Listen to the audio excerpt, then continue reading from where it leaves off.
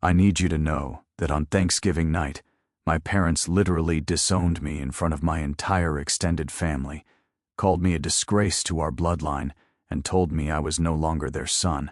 And just when I thought my life was completely over, my grandmother, who everyone believed had been dead for 3 years, walked through the front door of our family home like she'd just returned from a vacation.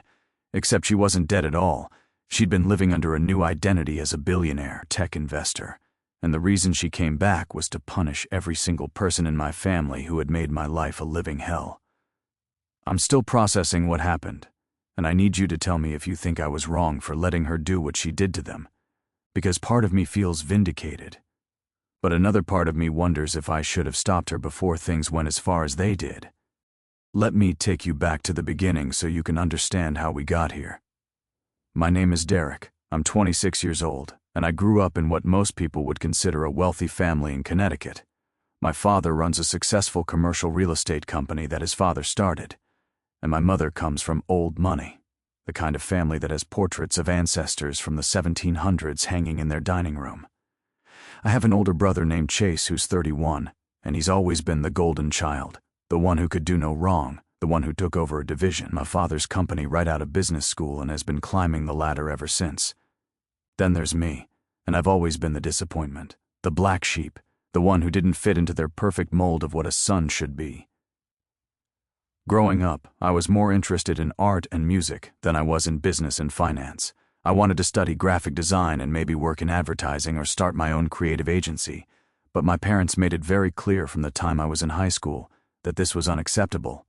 My father would say things like, "Art is a hobby, not a career," and my mother would tell me I was being selfish for not wanting to contribute to the family legacy. They pushed me to go to business school, and I did. I went to a decent university and got my degree in business administration, but my heart was never in it.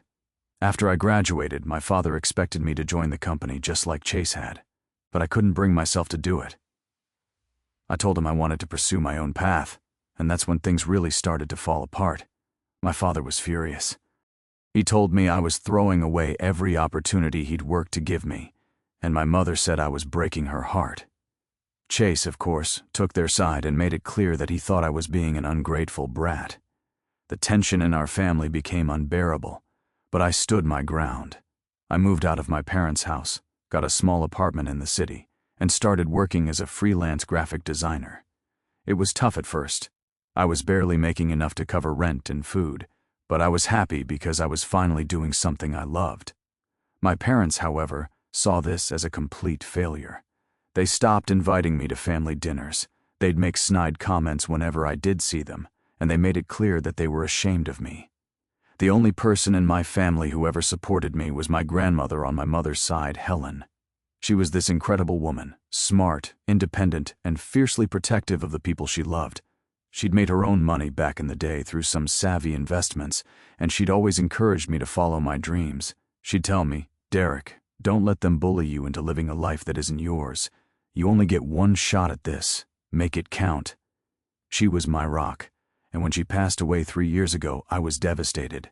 She'd had a heart attack, or at least that's what we were told, and she was buried in the family plot after a small funeral. After she died, I felt more alone than ever because she was the only one who understood me. Fast forward to this year, and I have to admit that my life had started to turn around. My freelance work had picked up. I'd landed a few major clients, and I was actually making decent money. I'd even started seeing someone, a wonderful guy named Marco who worked as a teacher, and for the first time in a long time, I felt genuinely happy. But here's the thing. I hadn't told my family about Marco because I knew how they'd react. See, I'm gay, and while I'd never explicitly hidden it, I'd also never formally come out to my parents because I knew they'd lose their minds. My grandmother had known. She was the only one I'd ever told, and she'd been completely supportive, but I'd kept it from everyone else to avoid the inevitable drama. This Thanksgiving, my mother insisted that I come to the family dinner. She'd been trying to mend fences, or so she said, and she told me it would mean a lot to her if I was there. I was hesitant, but I agreed because part of me still wanted their approval, as much as I hated to admit it. Marco offered to come with me for moral support, but I told him it was probably better if he didn't because I wasn't ready for that confrontation. So I showed up at my parents' house on Thanksgiving, and it was the usual crowd. My parents, Chase and his wife Stephanie, a few aunts and uncles, and some cousins I barely knew. Dinner started out fine, polite conversation, talk about the business, the usual stuff. But then my mother asked me how my little design thing was going, and I could hear the condescension in her voice. I told her it was going well, that I'd actually been very successful, and she gave me this tight smile and said, "Well, that's nice, dear, but when are you going to settle down and think about your future?" I knew what she meant by that. She meant when was I going to give up on my dreams and fall in line. I tried to brush it off, and my father chimed in and said, "You know, Derek, it's not too late to join the company. Chase could use someone he trusts in the acquisitions department." I felt my blood pressure rising, but I kept my cool. I said, "Dad, I appreciate the offer, but I'm happy with what I'm doing. I've built something I'm proud of."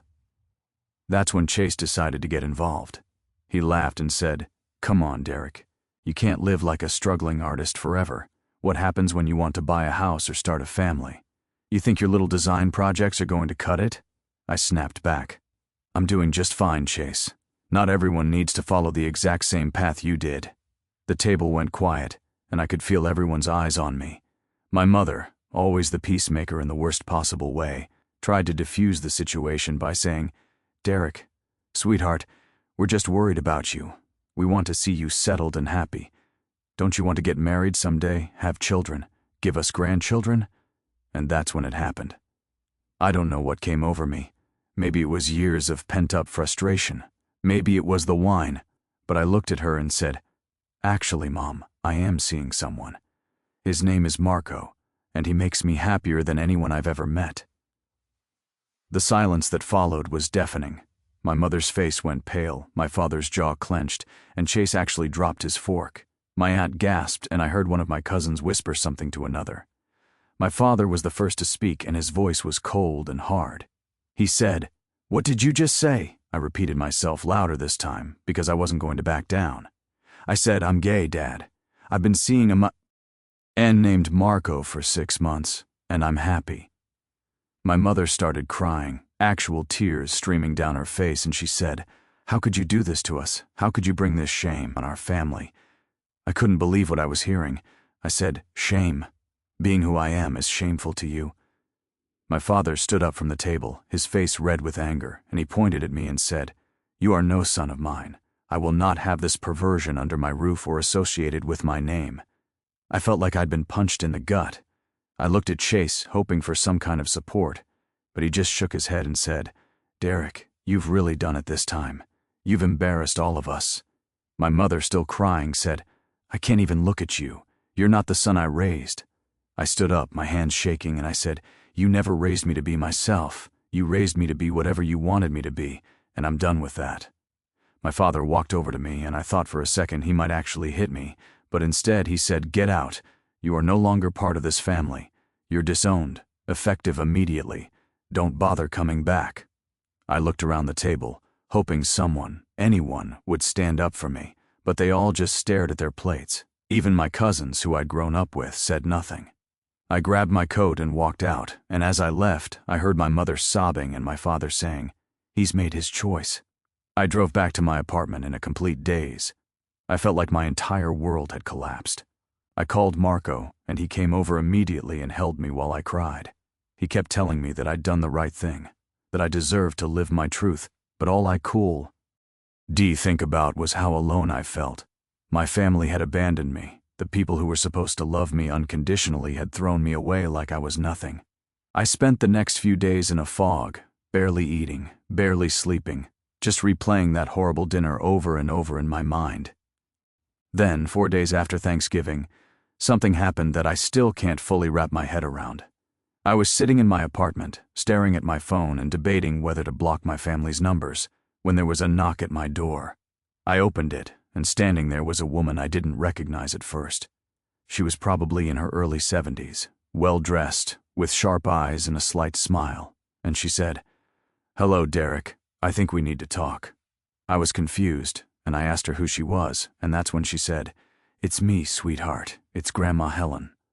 I literally stumbled backward. I thought I was hallucinating or that this was some kind of sick joke. I said, "That's not possible.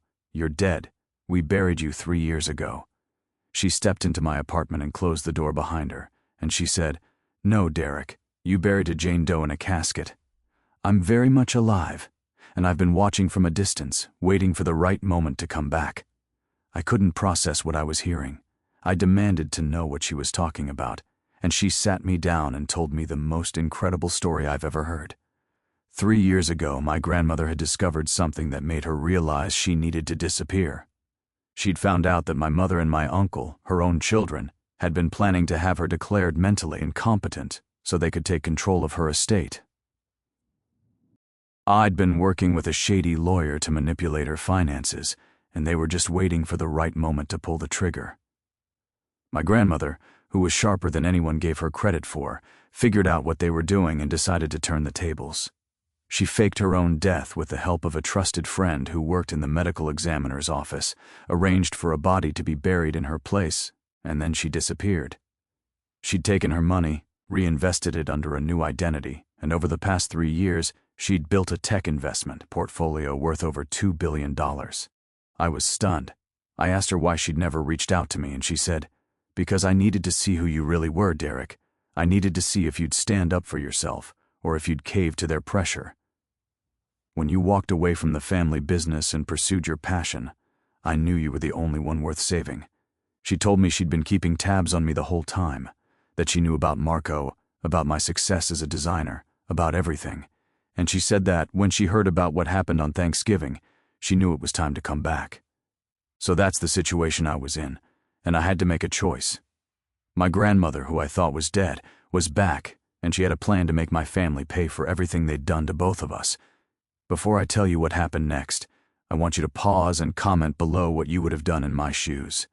Would you have let her go through with it, or would you have tried to forgive your family and move on? Because I'm still not sure if I made the right call.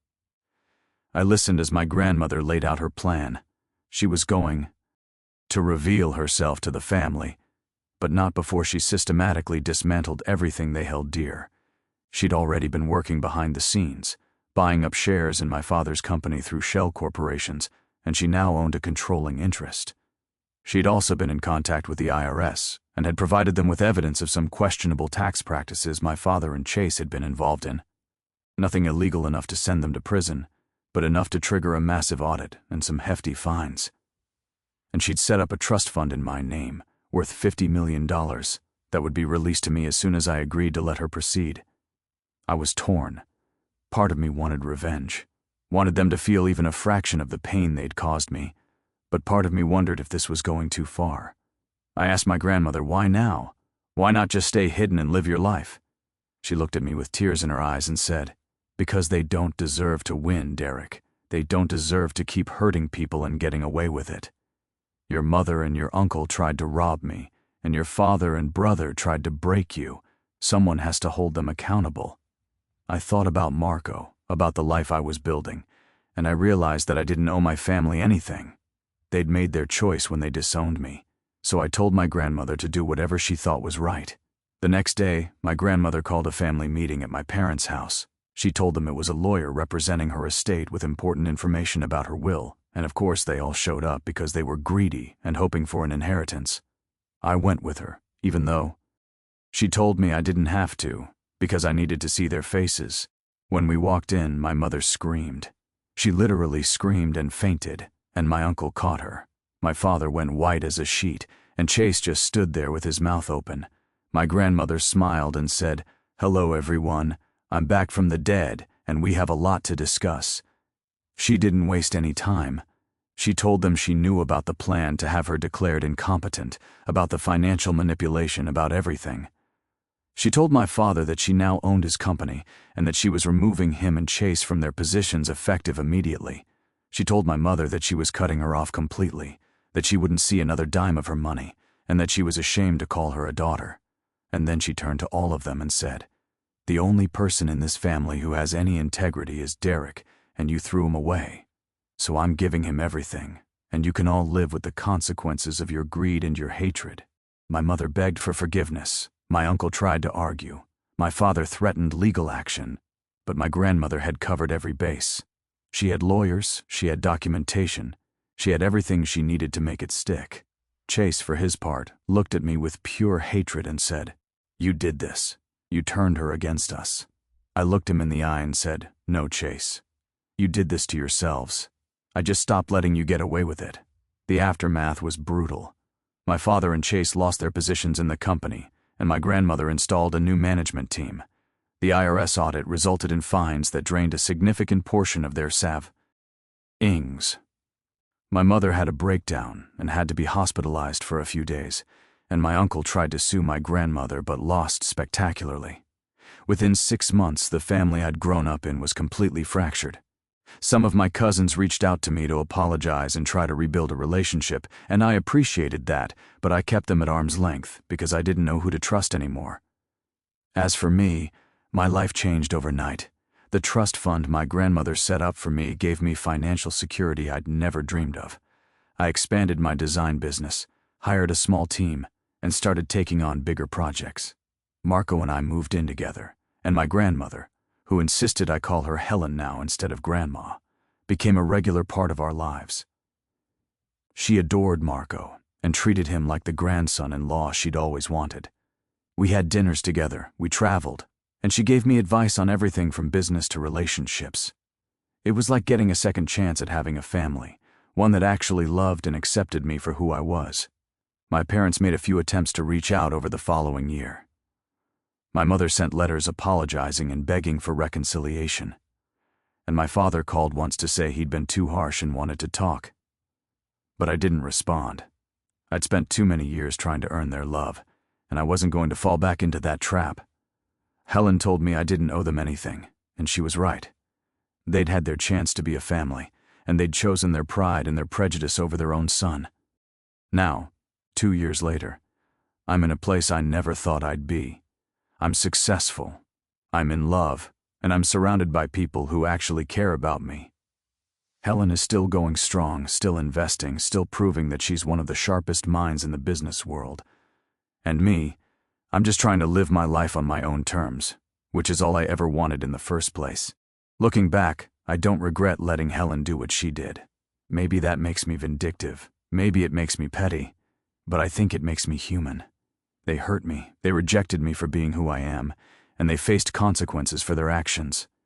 I didn't ask for revenge, but when it was offered to me, I took it, and I'd be lying if I said it didn't feel good to watch them realize they'd lost everything because of their own cruelty.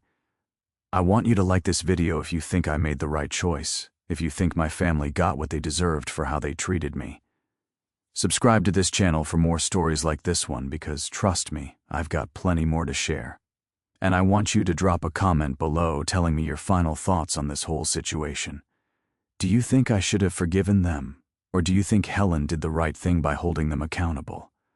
I genuinely want to know what you think, so don't hold back. I'll see you all in the next story, and thanks for listening to mine.